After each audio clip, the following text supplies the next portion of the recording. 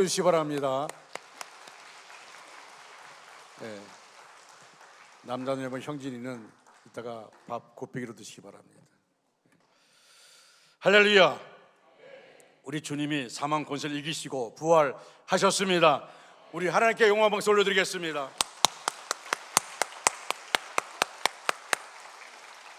옆에 계신 분과 함께 부활의 인사를 나눕시다. 우리 주님이 바로 당신을 위해 부활하셨습니다.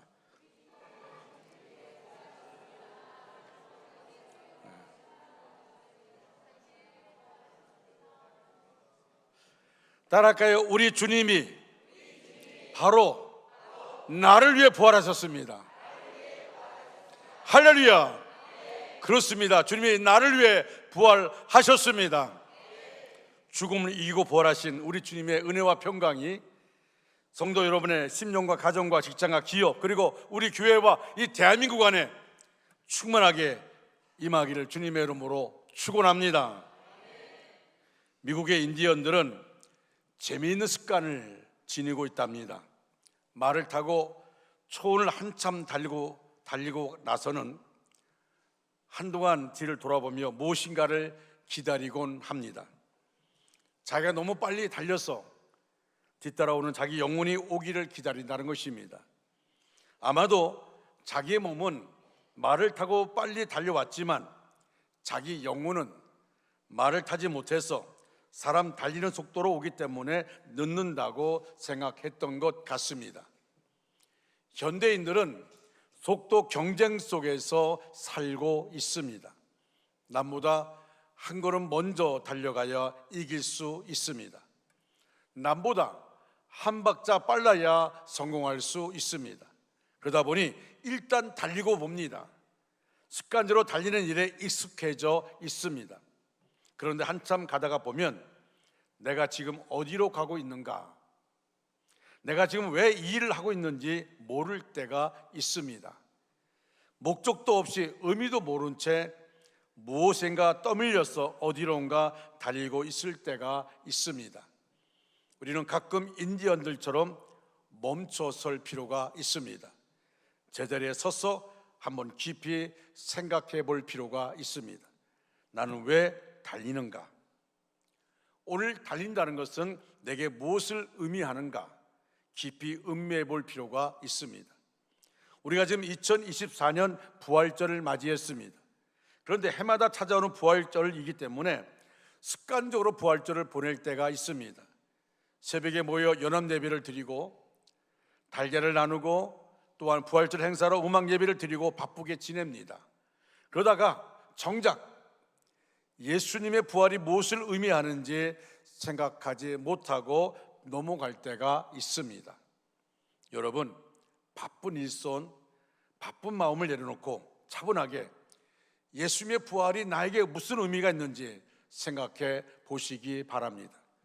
마치 인디언들이 뒤쫓아오는 영혼을 기다리는 심정으로 말입니다. 첫째로 부활의 확실성입니다. 부활은 분명히 역사 속에서 일어난 사건입니다. 예수님의 부활에 대하여 믿지 않으려는 사람들이 예나 지금이나 있습니다. 사두개인들은 사람의 부활도 예수님의 부활도 인정하려 들지 않았습니다. 지금도 과학이 물든 사람들은 비합리적이라고 인정하려 하지 않습니다. 무신론자 프랭크 모리스는 예수 부활은 그의 제자들이 조작한 사기극이라고 했습니다. 데오도로 카일은 예수의 시체는 썩었고 제자들이 나타난 예수는 환상이었다고 말했습니다. 이런 불신적 사조와 합리적이라는 과학의 그늘에서 우선 부활이 역사적으로 있었음을 인정하는 것이 중요합니다. 기독교 신앙은 부활 신앙이기 때문입니다. 첫째로 부활의 목격자들이 있었습니다.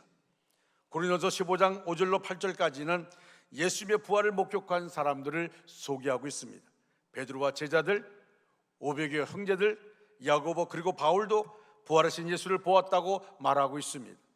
실은 복음서를 보면 마리아, 살로메를 비롯한 여인들과 엠마오로 가던 두 제자 등 실제로 부활하신 예수님을 보았습니다. 심지어는 같이 음식을 먹기까지 했습니다. 먼저는 엠마오로 가던 두 제자와 함께 잡수셨고 다음은 12제자 함께 잡수셨습니다. 부활을 경험한 이들은 이구동성으로 부활의 복음을 전했습니다. 예수님이 죽으시자 실망하고 좌절했던 제자들이 다시 용기를 얻어 그리스도의 증인된 것은 예수님의 부활 때문입니다. 할렐루야. 여러분 생각해 보십시오. 만약 부활이 없으면 전도 자체가 헛된 것입니다. 사도들과 초대교회 성도들이 모두 거짓말을 한 것입니다. 그런데 거짓말은 한두 사람에게 가능해도 여러 사람이 수많은 대중을 상대로 한 거짓말 얼마 못 가서 탄로나게 돼 있습니다. 아니 설령 거짓말이라 합시다. 그렇다고 해도 거짓말을 지키기 위해서 순교까지 합니까? 거짓말을 지키기 위해서 자기의 목숨을 내어놓습니까? 예수님의 부활을 증거한다는 이유로 제자들은 십자가에 거꾸로 못 박혀 죽기도 하고 목베임을 당하고 돌에 맞아 죽기도 하고 토백혐을 당하여 죽기도 했습니다. 유명한 역사가 크라우스노는 이렇게 반문합니다. 초대교회 성도들은 미쳐서 사자 굴 속에서도 찬송을 불렀습니까? 아프리카 정글 속에서 죽어가면서도 예수를 외친 사람들 사기를 당한 것입니까? 서술이 시퍼런 로마의 통치권 속에서 부활이란 날조된 허위 사실을 위해서 외치려다 죽었단 말입니까? 어떻게 거짓을 위해 죽을 수 있습니까? 라고 반문하면서 예수가 살아나신 사건은 모두가 사실이기에 저렇게도 힘이 있었습니다 라고 말합니다. 두 번째로 구약 성경은 예수님의 부활을 예언하고 있습니다. 성경은 하나님의 말씀을 기록해 놓은 책인데 그 내용에서 영생과 부활을 빼놓으면 할 말이 없습니다.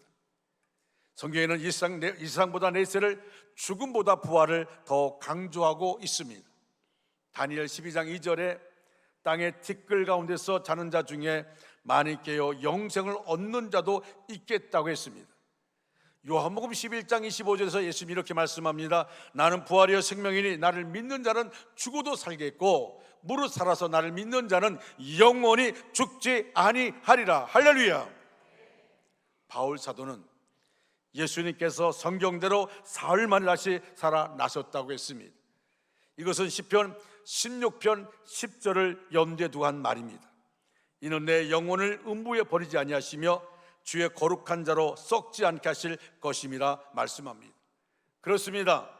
예수님은 성경에 예언한 대로 썩지 않으시고 부활 승천하셨습니다. 두 번째로 부활을 통한 영생의 보증입니다. 오늘 본문 20절 말씀 같이 한번 큰 소리 읽겠습니다.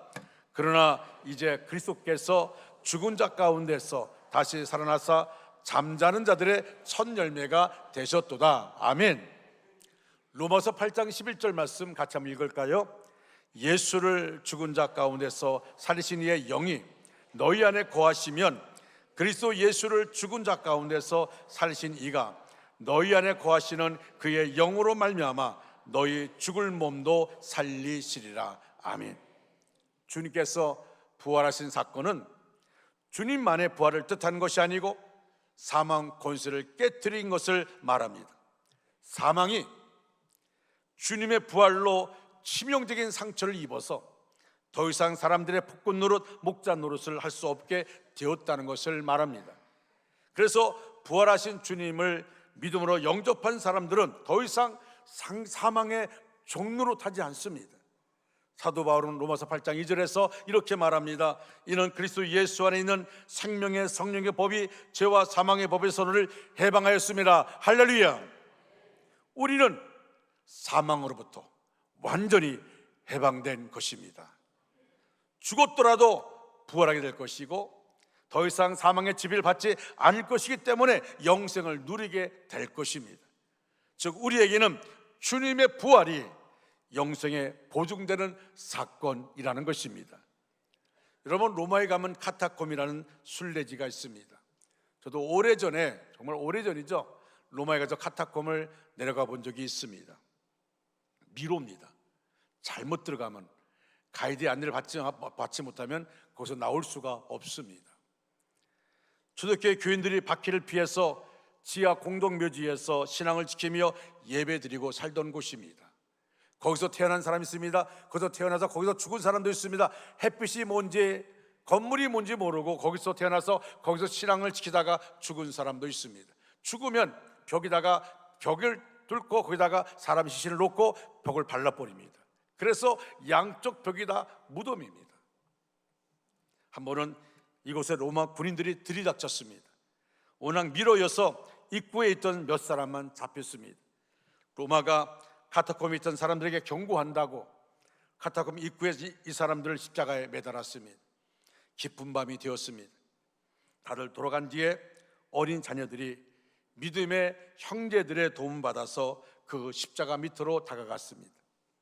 십자가 달린 엄마 아빠가 아이들에게 이렇게 말했답니다. 얘들아, 예수님 믿는 것은 참으로 영광스러운 일이란다. 너희들은 무슨 일이 있어도 믿음을 버리지 말아라. 주님이 사망 권세를 깨뜨리시고 부활하신 것처럼 우리도 부활할 것이다. 얘들아, 잠시 뒤에 저 하나님 나라에서 다시 만나자. 초대교회 순교 역사에 나오는 이야기입니다.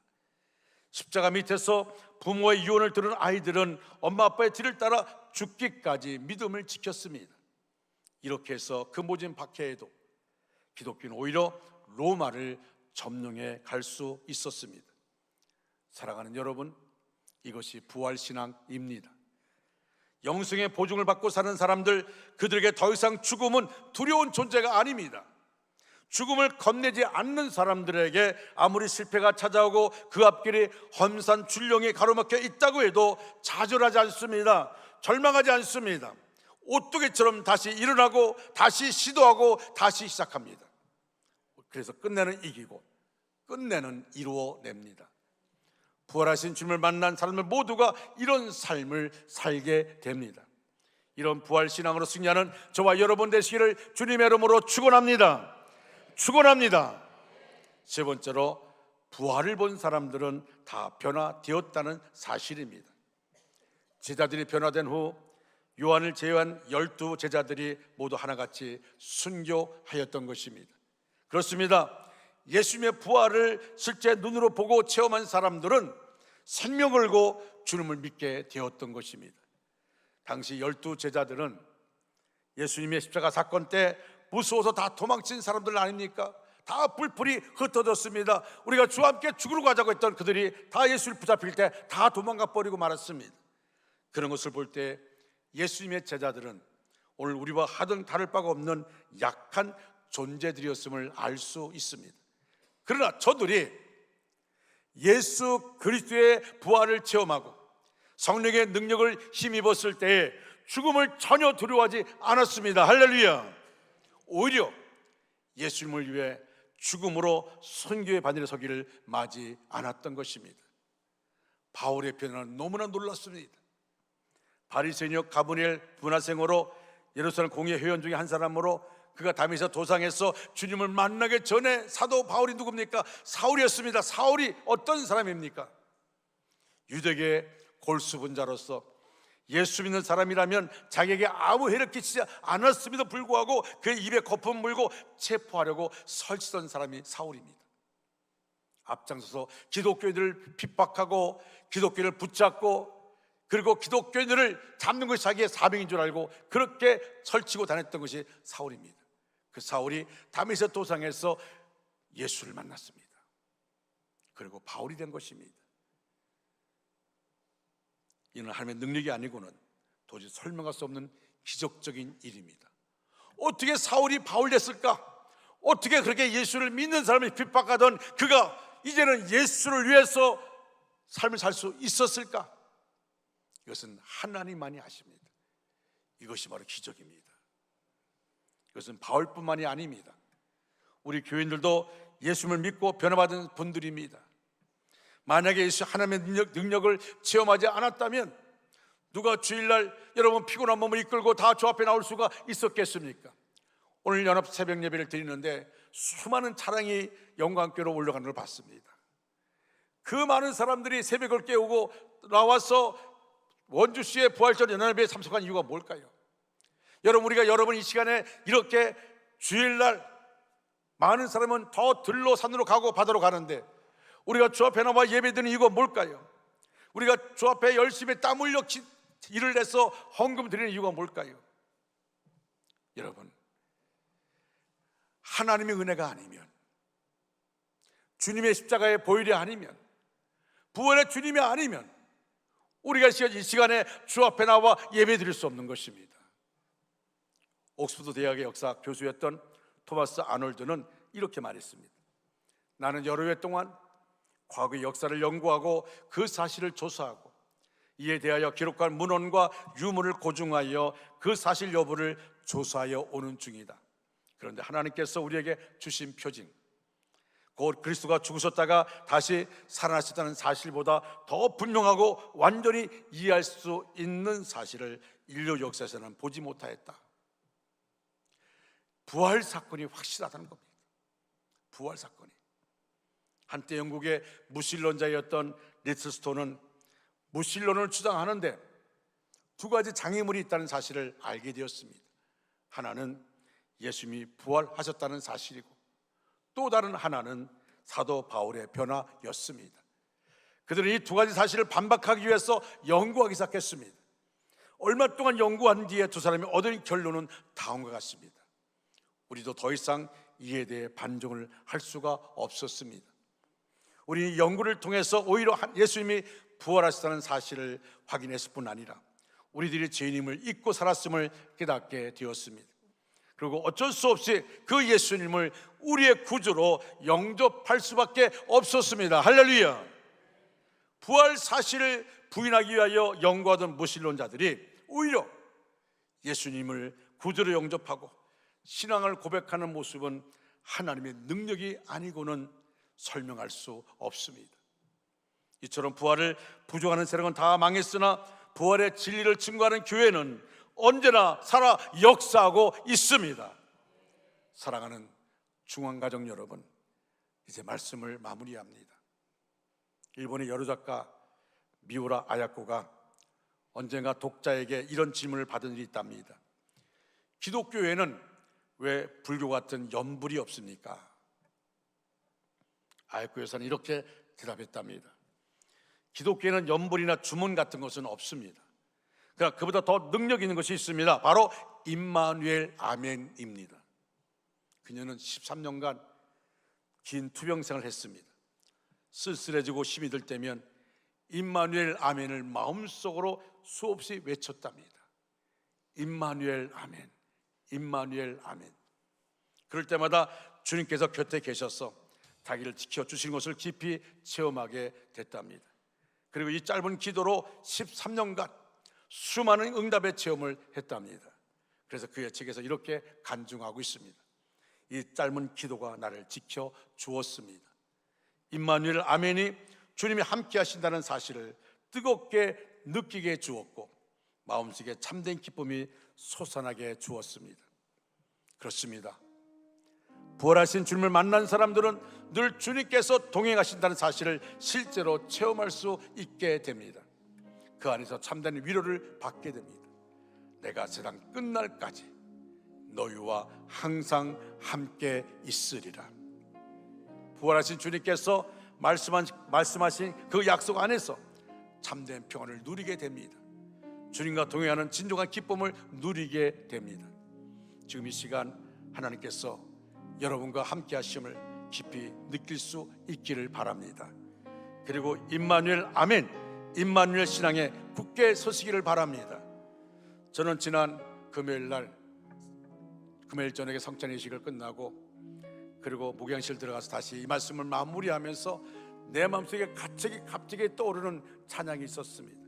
살아계신 주라는 찬양이었습니다. 마음으로 그 찬양을 부르며 말씀을 마무리하게 되었습니다. 우리가 잘 아는 살아계신 주, 이 찬양 속에서 부활하신 주님을 영으로 만날 수 있었고 임마누엘을 깊이 체험할 수가 있게 되었습니다. 사랑하는 성도 여러분, 그렇습니다. 주님은 살아계십니다. 할렐루야. 그 살아계신 주님이 나와 함께 하십니다. 그분이 나의 소망이십니다. 우리는 그분 때문에 우리가 죽음을 두려워하지 않게 되어집니다. 여러분이 다 같이 일어나셔서 살아계신 주 찬양하겠습니다.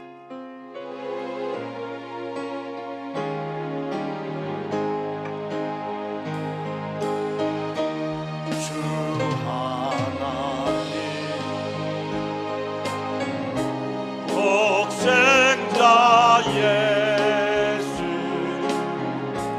날 위하여 오시었네. 내 모든 죄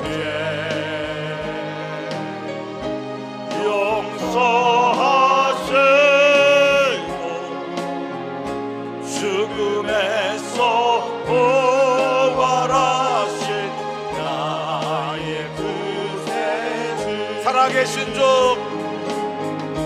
살아계신 주 나의 참된 소망 걱정 근심 전혀 없네. 아멘. 사랑의 주는 갈 길은 너하니 내 모든 삶의 기쁨 늘 충만하네. 주 안에서 거듭난 생명 도우시는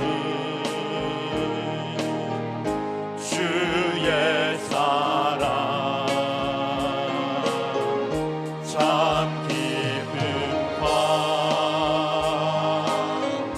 확신 가지고 예수님의 도우심을 믿으며 살리. 아멘. 살아계신 주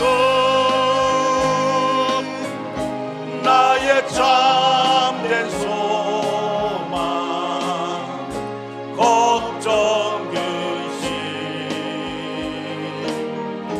전혀 없네. 사랑의 주 내 갈 길을 너하니 내 모든 삶의 기쁨 늘 충만하네. 그 언젠가 주 뵐 때까지 언젠가 주 뵐 때까지 주를 위해 싸우리라. 주를 위해 싸우리라. 승리의 길 멀고 험해도 승리의 길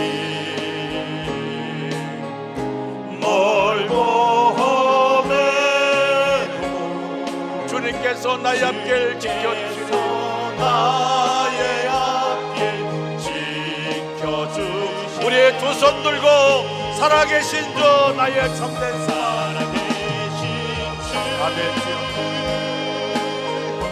나의 참된 소망 걱정 근심 전혀 없습니다. 전혀 없네. 사랑의 주 내 갈 길 인도하니 주는 갈 길을 너와 내 모든 삶의 기쁨 늘 충만하네. 삶의 기쁨 늘